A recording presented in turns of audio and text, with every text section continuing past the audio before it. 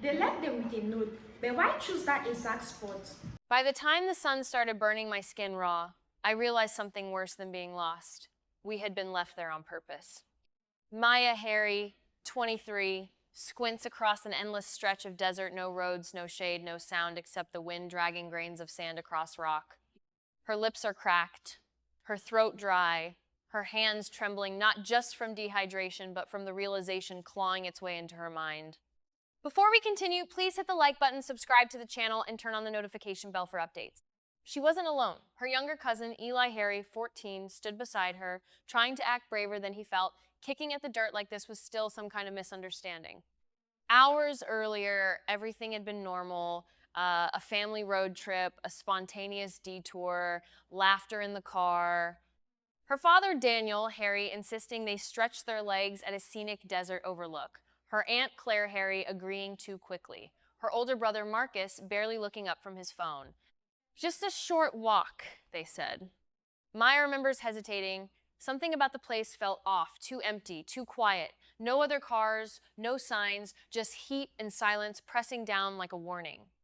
But she went anyway, because it was family. They walked maybe half a mile. Eli complained. Maya joked. The adults lingered behind, whispering too quiet to hear, but just loud enough to feel deliberate. When Maya and Eli turned back, the car was gone. At first, it didn't make sense. Maya even laughed. They're messing with us. But minutes passed, then more. No dust trail, no engine sound, no sign of anyone. Then she found the note, folded, weighted under a rock. This is for the best. No explanation, no instructions, no apology, just that. Her pulse hammered. Eli kept asking questions she couldn't answer. Why would they leave? Where would they go? When are they coming back? Maya didn't say what she was thinking. They weren't coming back. No water, no food, no signal. Nothing but miles of open desert and a note that felt colder than the night air that would eventually come. As the sun climbed higher, reality settled in, not all at once, but in suffocating waves. This wasn't a mistake. This wasn't an accident. This was a decision.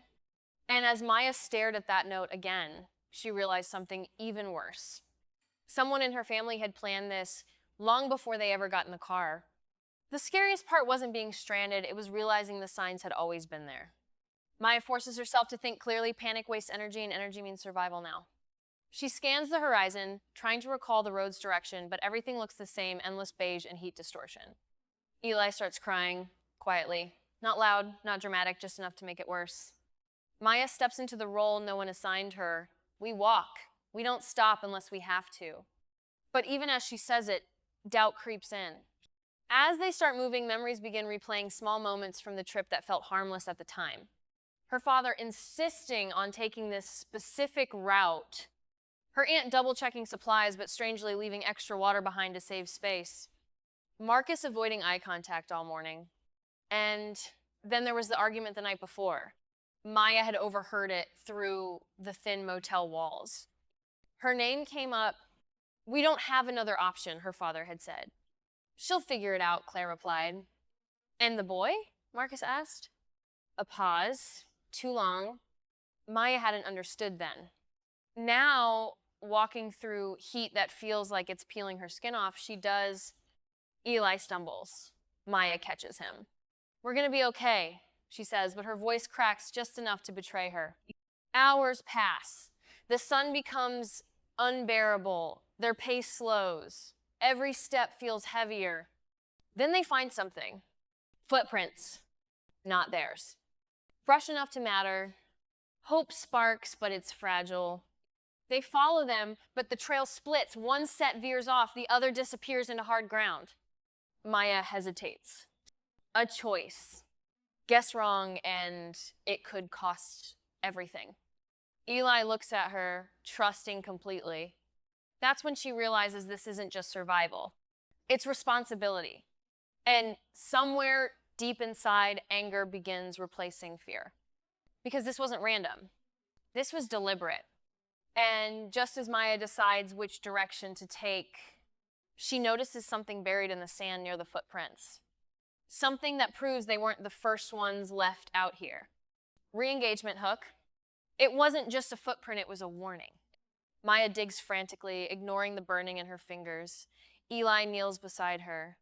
They uncover a half-buried plastic bottle, empty, cracked from heat, and beside it, a faded scrap of fabric, not old enough to be forgotten, not new enough to be recent. Someone else had been here, and they hadn't made it. The air shifts, the desert no longer feels empty, it feels haunted by what it's taken. Eli whispers, "Are we gonna die?" Maya doesn't answer. Instead, she pushes forward, choosing the direction with the deeper footprints. The heat peaks, Eli collapses once, then again. Maya drags him to a small rock formation offering a sliver of shade. She knows stopping is dangerous, but so is pushing too hard. Time blurs. Then unexpectedly, Maya hears something. A faint hum, an engine. She stands, heart racing, scanning the horizon. Nothing. Then she sees it, far off, a vehicle, moving. She screams, waves, runs. The vehicle doesn't slow. It keeps going, like they aren't even there. Maya collapses, rage boiling over, not fear rage, because now she knows something else. This isn't an isolated place by accident. People pass through here, which means her family chose this spot intentionally, strategically. Eli mutters, "Why would they do this to us?" Maya finally says it out loud, "Because they needed us gone." Silence follows, and then the realization lands fully. This wasn't abandonment. This was attempted murder. As the sun begins to dip, bringing a cold that cuts just as sharply as the heat, Maya makes a decision. They walk at night. It's their only chance. But as darkness settles, new dangers emerge: disorientation, exhaustion, and something else. Lights. In the distance. Stationary. Not a car. Not moving. Watching. And as those lights flicker once, then go completely dark, Maya realizes they might not be alone out here after all. High tension hook. Those lights weren't rescue. They were something else. Maya hesitates, but staying still isn't an option. She grips Eli's hand and heads toward where the lights were. Each step feels like walking into something unknown. Minutes stretch. Then, structures abandoned. An old desert outpost, half collapsed, rusted, forgotten. Relief mixes with unease. They search quickly. Inside, debris, broken furniture, and something crucial. A stash. Water bottles. Not full, but not empty either.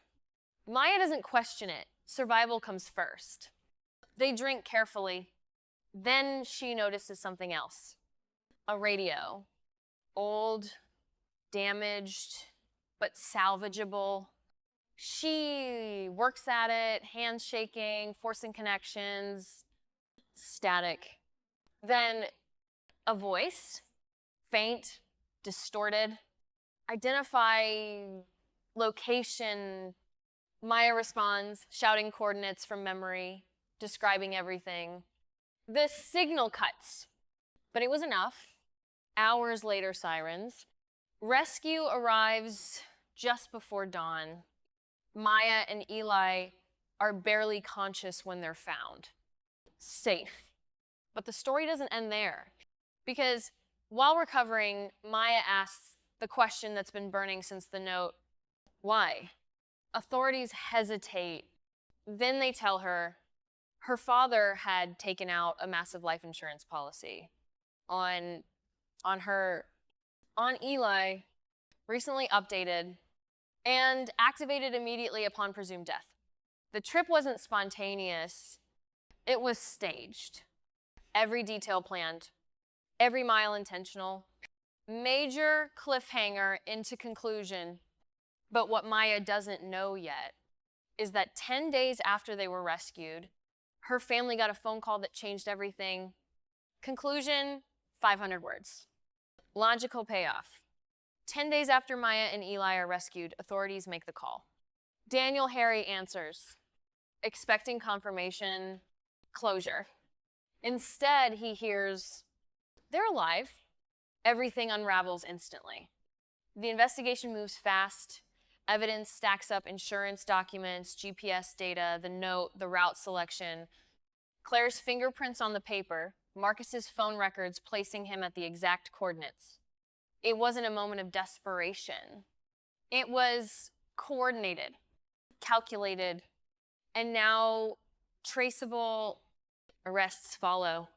Daniel, Claire, and Marcus are charged with attempted murder, conspiracy, and insurance fraud. No ambiguity, no gaps. Every question answered.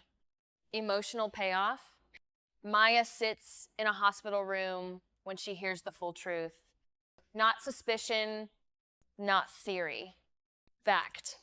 Her hands tremble, but not from fear this time. From something heavier, understanding, not confusion, clarity. Eli cries beside her. Not loud, not dramatic, just enough. Maya doesn't cry immediately. She just stares ahead, then quietly says, "They really thought we wouldn't make it." There's no relief in her voice, just recognition. Consequence payoff. The trial becomes public. The story spreads. Outrage builds. The Harry family name fractures overnight. Friends disappear. Extended relatives cut ties. Daniel loses everything: his reputation, his freedom, his version of control. Claire breaks under interrogation. Marcus tries to deny involvement, but the evidence holds. All three are convicted. Long sentences. No redemption arcs. No reversals. Just consequences. Final resolution moment. Months later, Maya stands at the edge of a different landscape. Not a desert. A quiet overlook. Green, alive. Eli stands beside her, healthier now, quieter but steady. Maya holds the original note. "This is for the best." She folds it once, then lets it fall into the wind. Not as closure, but as acknowledgement. What happened doesn't disappear. It doesn't soften, but it ends here. Because they didn't die out there.